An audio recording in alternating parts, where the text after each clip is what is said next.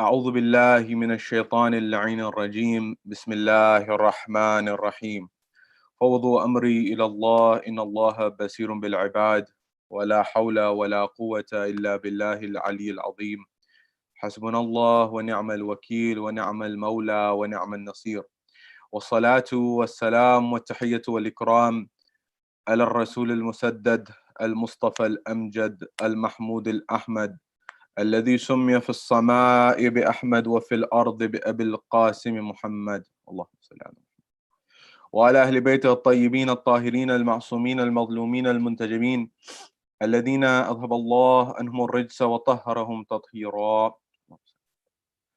وقل رب اشرح لي صدري ويسر لي أمري واحلل عقدة من لساني يفقه قولي أما بعد قال الله تبارك وتعالى في كتاب الكريم بسم الله الرحمن الرحيم لن تنالوا البر حتى تنفقوا مما تحبون صدق الله العلي العظيم. My respected elders, brothers and sisters in Iman, salamun alaikum jami'an wa rahmatullahi wa barakatuh, wherever you may be. First off, a very happy Mother's Day to all of those in the United States and in Europe and throughout the globe. I know it's not the case in Europe, for example, but it certainly is in the United States. And therefore, in Islam, the position of the mother is such that we commemorate and respect and revere mothers all day and at every moment in time. And so may Allah bless all of them, my mother included, and all of your mothers, inshallah. If they are here, may Allah bless them, may Allah grant them long lives. And at the same time, if they have departed from this world, may Allah grant them the highest status in Jannah, inshallah. Having said this, the question that I want to give you at the onset of our conversation is why me? Why do I have to deal with adversity? Why do I have to deal with difficulty? Keep this question at the forefront of your mind. When we look at our modern world and our modern society, especially the current times that we're going through, that is the time of COVID-19, the crisis of the coronavirus, it has led us to unprecedented times, times which we have never seen before in our lifetimes, times that are very new to us, times where we are in isolation, times where we are in lockdown, times where we are spending times indoors that we're not used to and we have not throughout times. And we've also had to suffer, many of us, economic hardships, that is loss of jobs, loss of wealth, loss of income, loss of business for many people.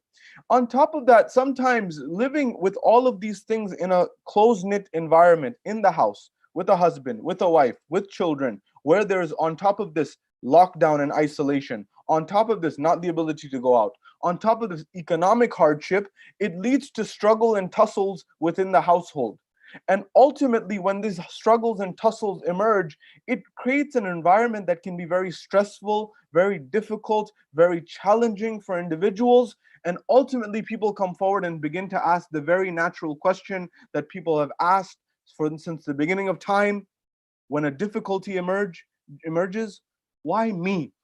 Why am I suffering? Why do I have to suffer through this? Why is coronavirus affecting me? Why is it affecting my family? Why did I have to lose my job? Why did I have to lose my income? Why did I have to lose my sanity? Why did I have to lose my peace of mind? Why did I have to go through this? And this is a very natural question. And in fact, many a times in our world, depending on the worldview that you have, depending on the worldview that I have, do I see the world in the way that difficulties will be part and parcel of life? Or do I see the world in a way that difficulties should not be in life? There should be only roses in life. There should only be, for example, clear skies and sunshine in life. If I see the world that way and a challenge hits me, how do I perceive it? All of these come to this question that philosophers, theologians, people of faith, people who are not of faith, people who are Christians, people who are Jews, people who are Hindus, people who are Buddhists, people who are Muslims, people who are agnostic, people who are atheists, all have at some point in time reflected on this question, why me? Why did I have to go through this? And why did adversity have to hit me?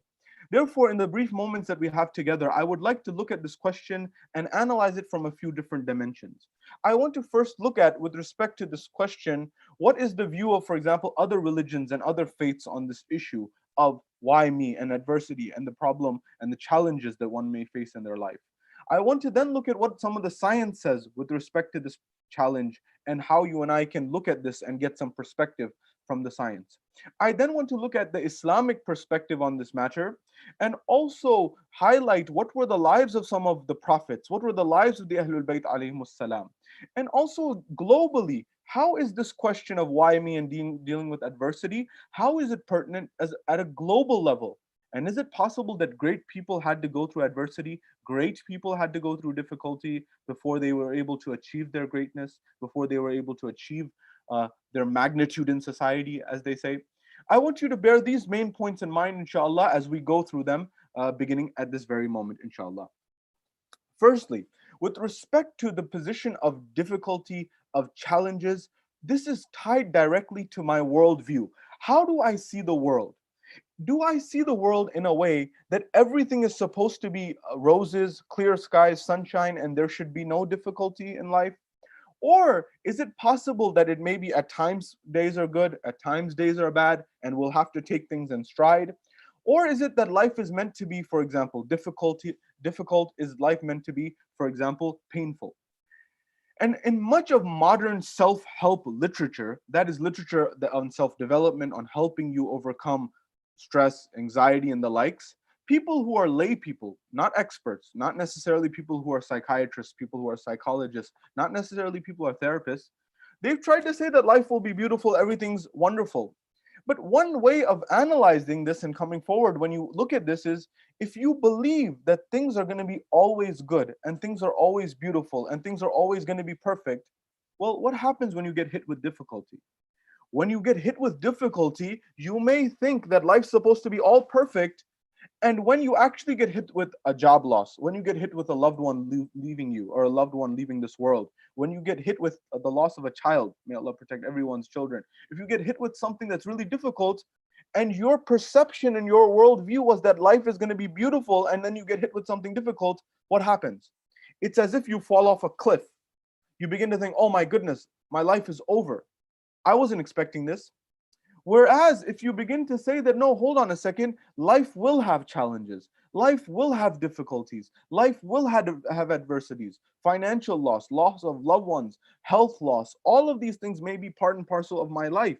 Well, if I believe this and I understand that this can happen and may very well happen, and I expect it, well, then when I get hit with a difficulty, it may not be as if I'm falling off a cliff. It may be that, for example, I'm falling off, for example, maybe one story, or I'm falling off, for example, a shorter distance.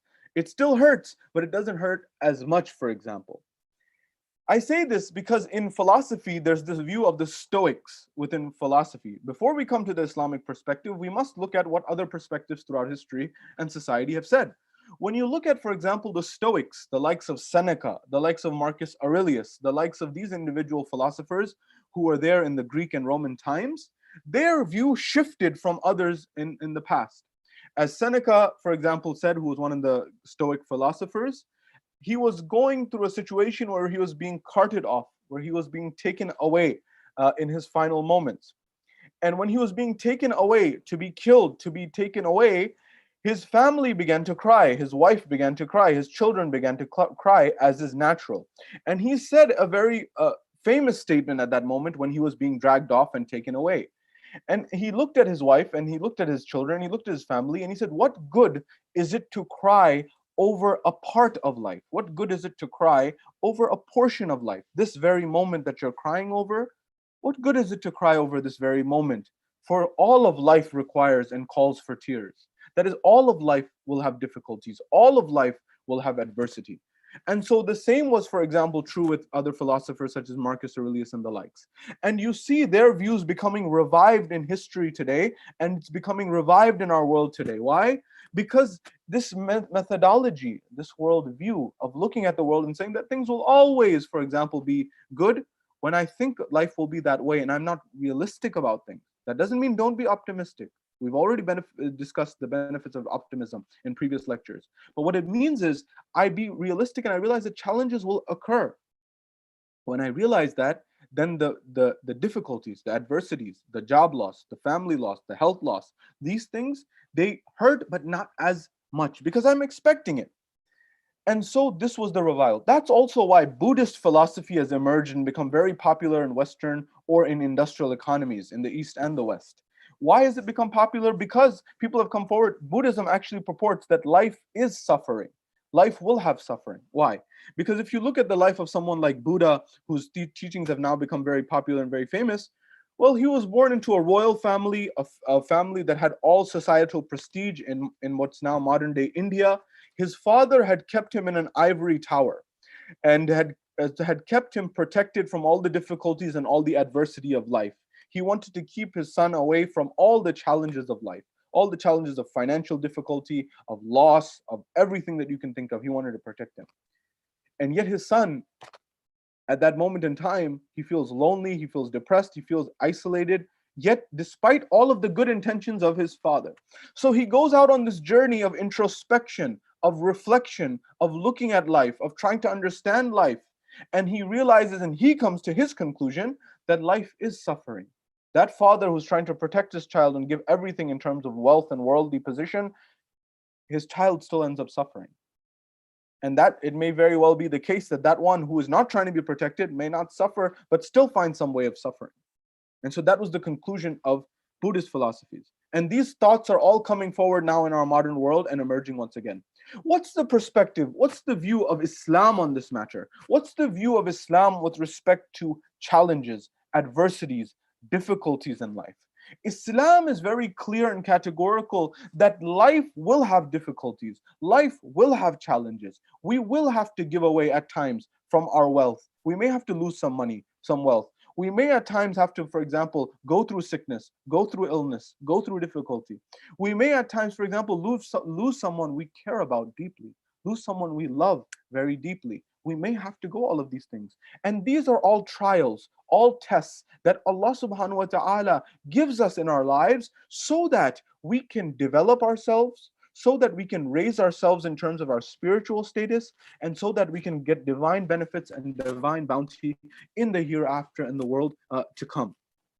But don't neglect the fact that challenges and difficulties can give you and I benefits in this world as well. If you look at any major thinker, any great person in history, you'll be hard pressed to find someone who has not gone through difficulty in life before achieving greatness in their lives.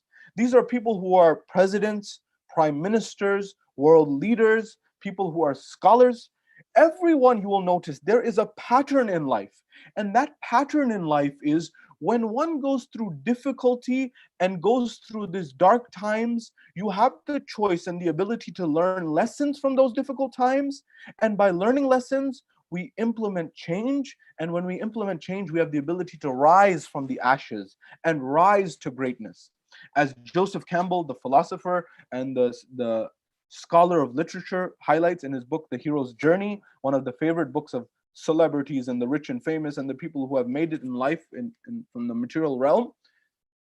He says there's always a journey that the hero goes through from ancient times to modern times and everywhere in between. That journey is going through life and then hitting a slope downwards, a difficult time. And at that moment, when you go through a difficult time, a loss of a loved one, a loss of family, a difficulty in your relationship, losing a child, losing whatever is dear to you, when you go through that, you have a choice.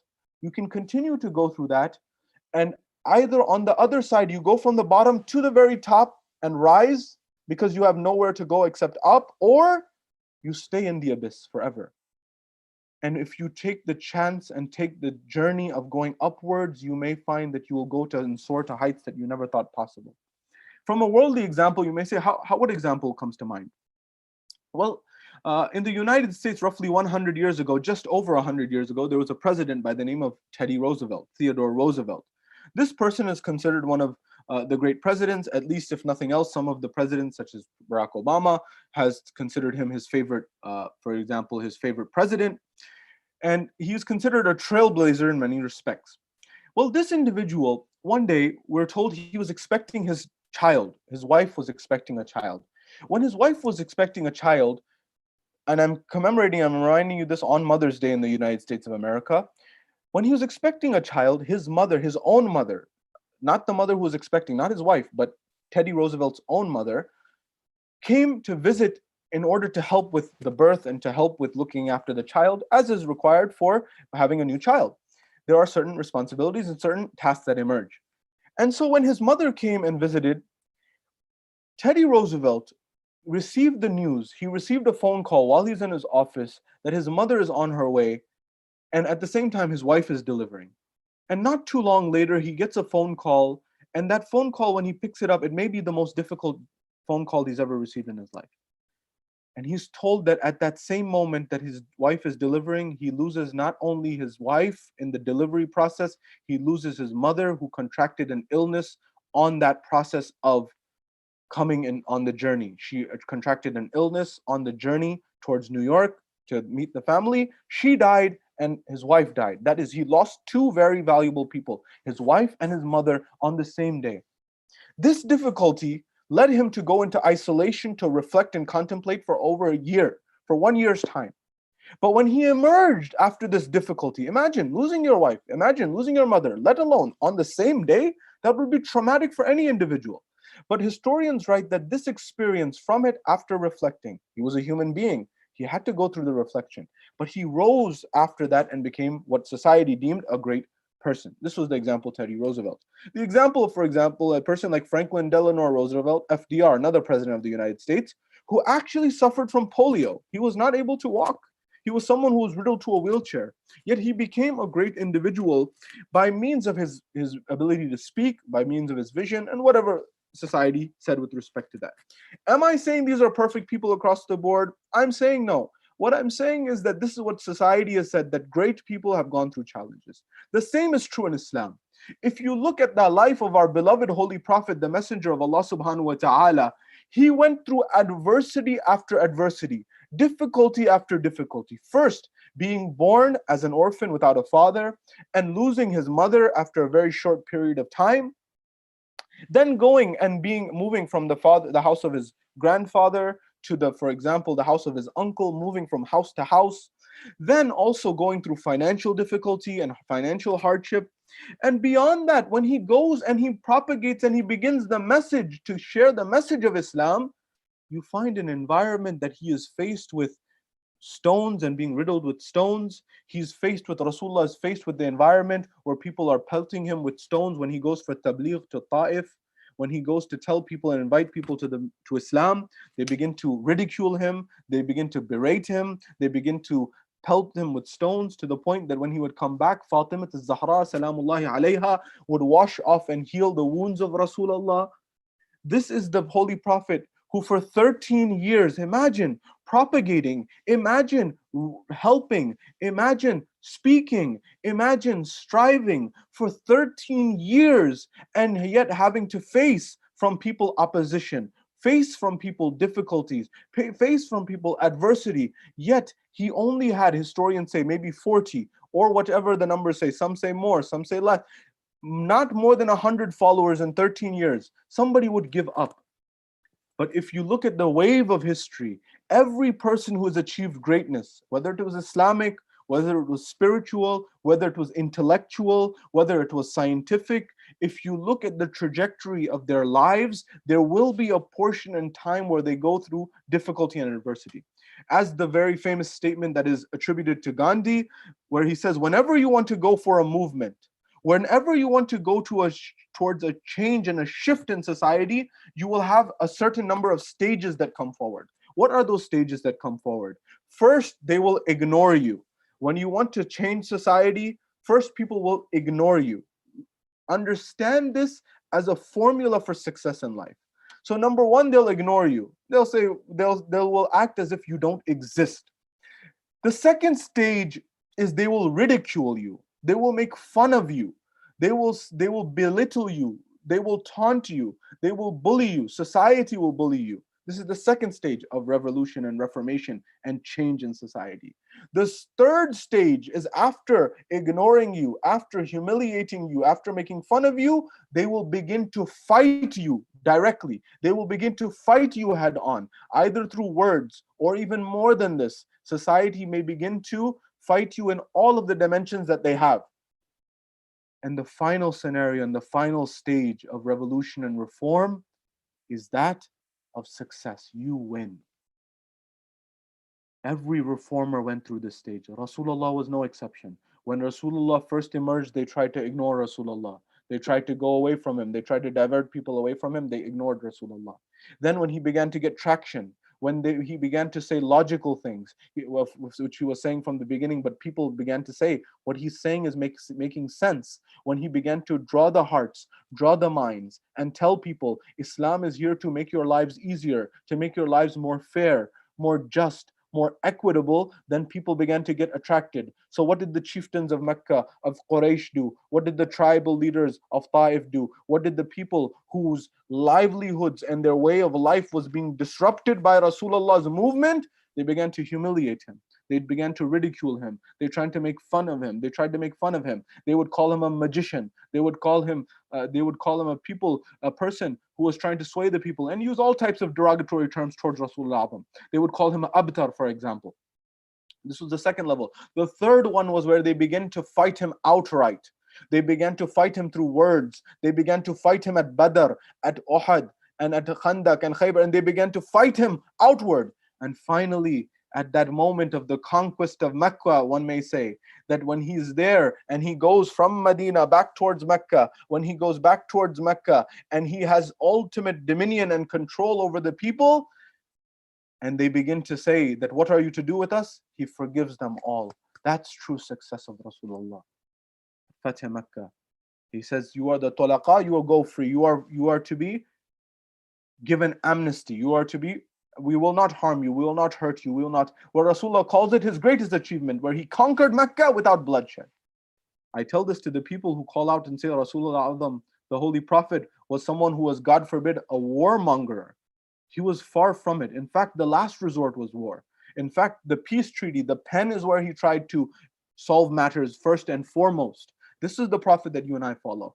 But when you look at the lives of the prophets throughout, whether it was, for example, Nuh alayhi salam, Musa alayhi salam, Isa alayhi salam, Ayyub alayhi salam, all the great prophets of Islam, they had to go through difficulty in order to achieve greatness. Not only in Islam, by the way. By the way, you will find this, for example, in Judaism, in Christianity, within that as well. Nuh alayhi salam, in Islam, he had to deal with the difficulties of, for example, his own child. Where in the ark, the water is rising, and that individual is not to be joined within. How difficult must that be for a prophet? That their own child, their own offspring is not being part of it. إِنَّهُ لَيْسَ مِنْ أَهْلِ إِنَّهُ عَلَمٌ غَيْرُ صَالِحٍ. That he has done something that he is not from the right. He's not from the best of people necessarily, for example. These are difficulties and trials that the prophets go to. For example, we're told that Nuh alayhi salam went and did tabligh for 950 years, for example. And through this, he had to deal with the most difficult of people at times. But yet, Allah subhanahu wa ta'ala perhaps was grooming him, was perhaps helping him to get to a greater level in life. You know, when you look at scientific studies with respect to adversity and difficulty, this why me is a syndrome. In particular, it's actually looked at in medical psychology. What type of psychology? That psychology of patients, people who have been diagnosed with an illness, such as, for example, multiple sclerosis, MS, people who have been diagnosed with rheumatoid arthritis, RA, people who have been diagnosed with cancer. When they have these diagnoses that have been given to them by their physicians, you notice they fall into a depression many times, where why me, the thought of why me emerges in the mind. Why did I have to go through this difficulty? Why did I have to go through this challenge? Why did I have to be hit with this calamity, as they're saying?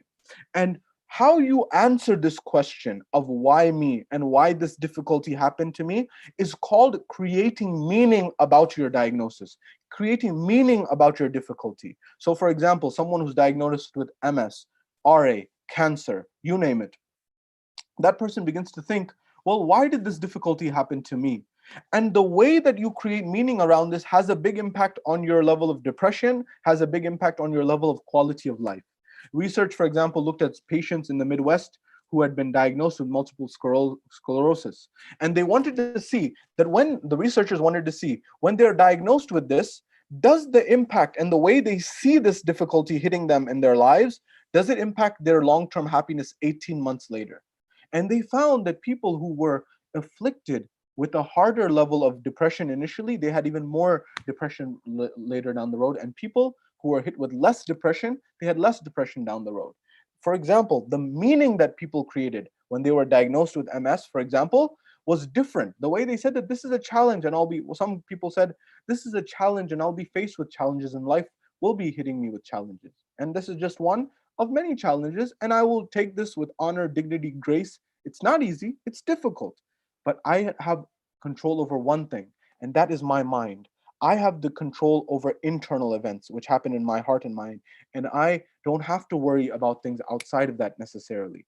But people who say that my life is over, this is the worst thing that's ever happened, this, I don't know how ever I will be able to overcome this, individuals in this category, they begin to do more suffering, more difficulty, more hardship in the mind. I know it's not easy. I know it's not easy to lose a loved one, to lose your father or mother. So many of our friends that we know, especially in Europe, for example, especially in, for example, Dearborn, especially across America, across Europe, and across the world. I know, and we're getting calls and messages about so many people who know someone or know someone who knows someone who has lost someone, their parents, their relatives, due to COVID-19, for example. It's not easy losing a loved one. It's not easy losing your parents. It's not easy losing a spouse. It's not easy for those people, for example, who are nurses, who are doctors, who are healthcare practitioners, who are on the front lines of these difficulties and these challenges, trying to help the world and save the world and make the world a better place. Our modern day superheroes. May Allah bless all of them and protect all of them. It's not easy. It's not easy for the family to have to deal with that. But this is what gives people the opportunity to be great, to be magnanimous, to go from the abyss, as Joseph Campbell calls it, to the great levels. The same thing with patients who went to rheumatoid arthritis. When you and I are afflicted with a difficulty, from our worldview of Islam, how do we see it? It could be, one example could be, for example, that this is a test from Allah subhanahu wa ta'ala. Another, maybe there's something that I may have done wrong in my life that Allah subhanahu wa ta'ala is giving me this, for example, so that I'm cleansed of this, so I don't have to deal with it in the hereafter. For example, some sort of punishment. Now, it's you have to be very careful about making these assessments. I say this because you may think that something in your life is a punishment from Allah subhanahu wa ta'ala for something that you already asked for forgiveness, for example, for something that you did in life, for example. I would implore you and I would invite you to not try to play the position of God, not try to play the mind of God in this position, because you may not understand and know all the variables in the equation. You and I may not know all the different dimensions of the equation. It may be that Allah subhanahu wa ta'ala is simply testing me to raise my status. Perhaps the same way He's tested His prophets, His imams, His representatives, although their tests are higher, but still at some level, to elevate our status, it may be that Allah gives us a test to lose a loved one. How difficult it is to lose a parent, for example. Is that because I sinned? No, not necessarily at all. I want you to try to protect you from this self-blame game. Don't come forward and say that that I did this and therefore I'm getting this difficulty and challenge, because that can become a downward spiral. The better way to achieve this, the better way to solve this, the better way to deal with this in life is to actually come forward and think about the rahmah and the mercy of Allah subhanahu wa ta'ala.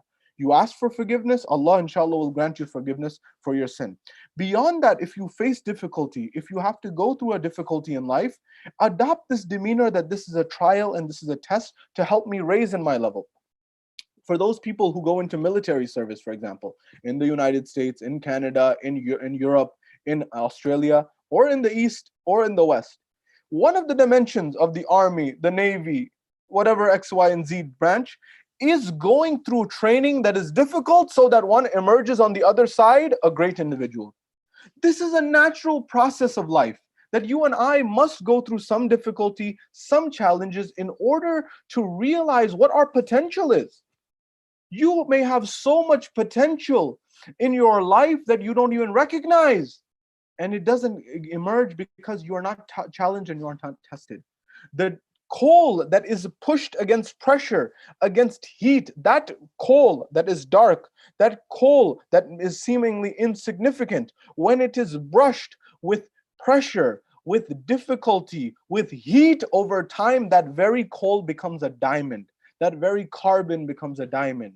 But it is that difficulty and adversity that makes it such and makes it so.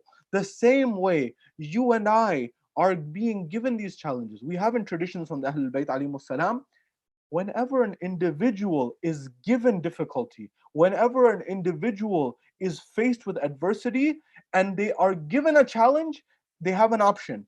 Either do sabr, either do have patience, or, for example, wail and bemoan this situation. Now, no one can blame you if you're having a difficult time and you are wailing and bemoaning, or maybe even complaining to Allah for this. But the tradition says from the Ahlul Bayt, if you have a bala, if you have a challenge, if you have a difficulty in your life, and you are patient, sabr in the bala, that you have patience in this adversity, in this difficulty, there is another adversity, there is another difficulty that's going to come after this. And Allah knows that it's going to come after this in your life. If you have patience with the first difficulty, Allah will protect you from the second one. He will avert the second one. He will remove the second one from your life. Because He will say that you had sabr, you had patience in the first stage of the difficulty, therefore I will prevent the next one to come towards you and harm you and cause you more challenges in life. But if difficulties were something to bring someone down, if difficulties were something that were only for someone who sinned, would the Ahlul Bayt alayhimus salam go through difficulties? They are free from sin by choice. Therefore, it is very clear that the Ahlul Bayt alayhimus salam, Rasulullah A'zam, Amir al-Mu'mineen, Fatimah al-Zahra salamullahi alayha, Imam Hassan, Imam Hussein, and the line and their lineage, for example, if it was the case that someone who goes through difficulty is not a good person, God forbid, if someone who goes through difficulty is not a great person, why would they go through this difficulty?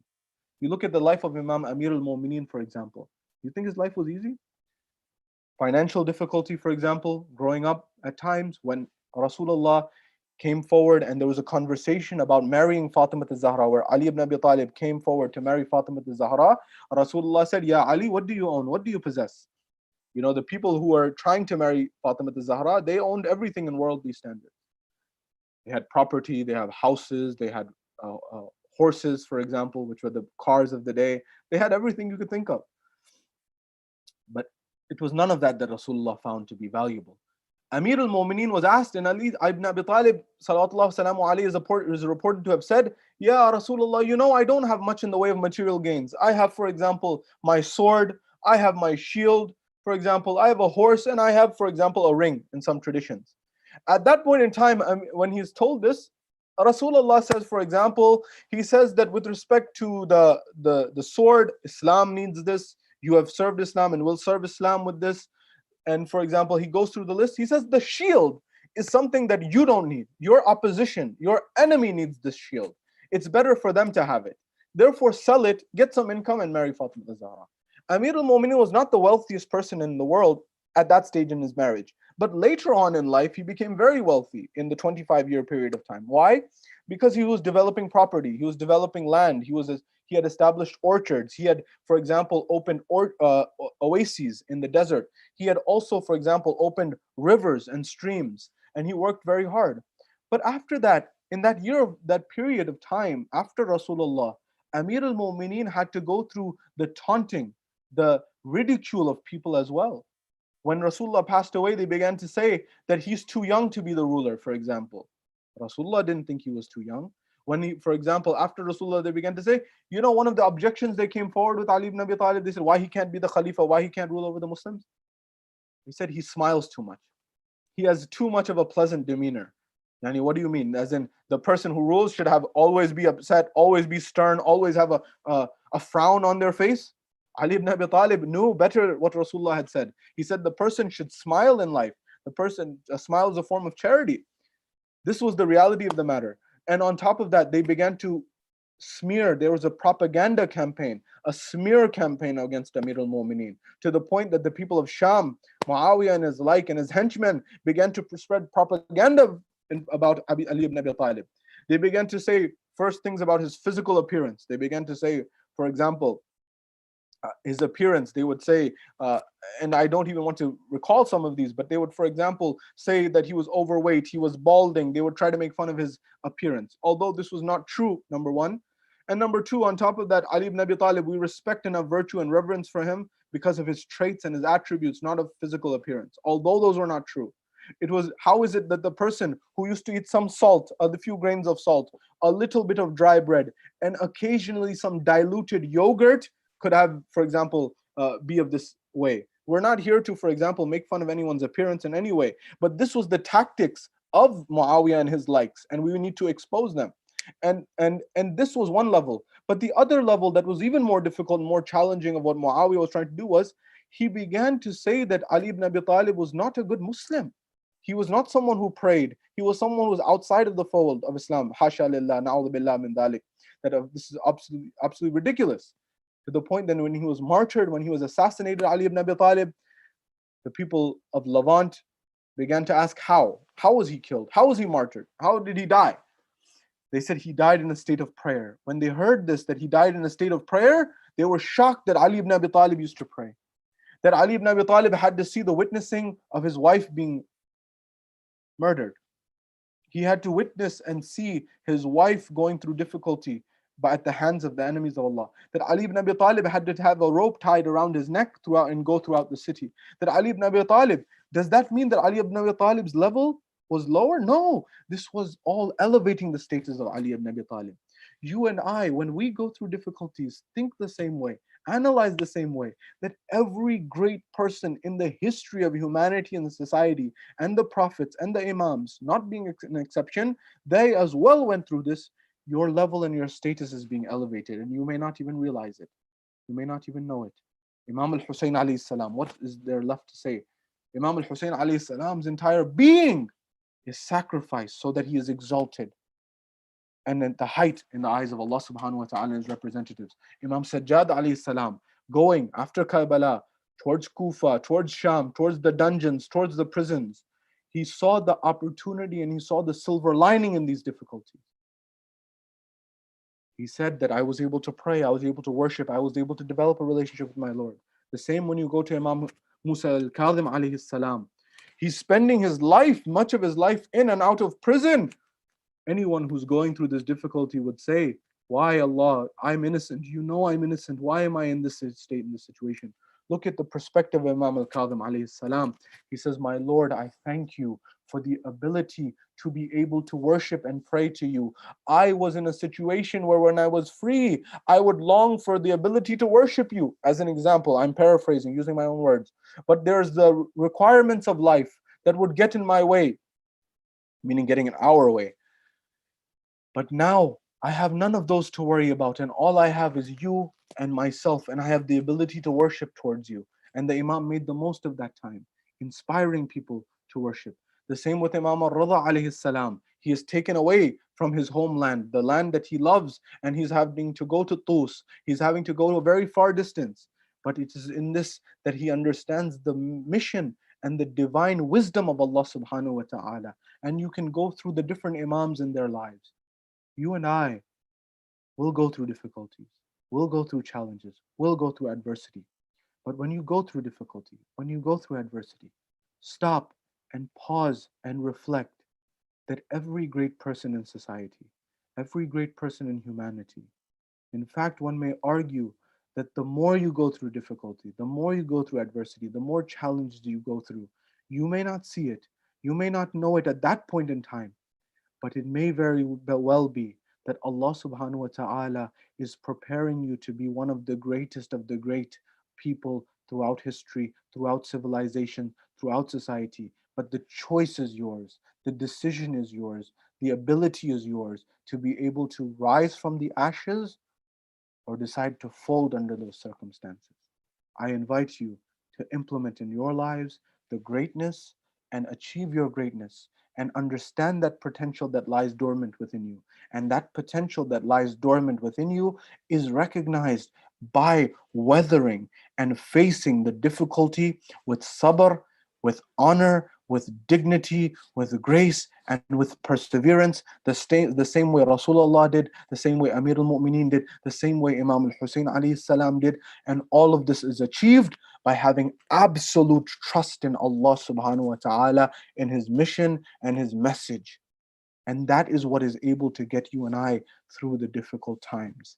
And it will continue to. The ultimate journey and the ultimate destination on the journey of this is spirituality. When you go through difficulty and are patient through it, you will achieve the kernel of spirituality. And that lies in absolute trust and deep love of the Almighty, the Divine, Allah subhanahu wa ta'ala. And Allah indeed takes care of His servants. We ask Allah subhanahu wa ta'ala to give us the ability to have patience in our lives, to have resolve in our lives, to have the ability to have strength and perseverance in the difficult times, so that we can implement it and learn from the line of Rasulullah, of Amir al-Mumin, of the Ahlul Bayt alayhim salam. And we ask Allah subhanahu wa ta'ala to allow us to also enable us to be great people. We ask Allah to bless our loved ones. We ask Allah to protect our loved ones, and we ask Allah subhanahu wa ta'ala to hasten the reappearance of the Imam of our time, Imam Sahib al-Asir wa Zaman. Wa akhiru da'wana anil hamdu lillahi rabbil alameen.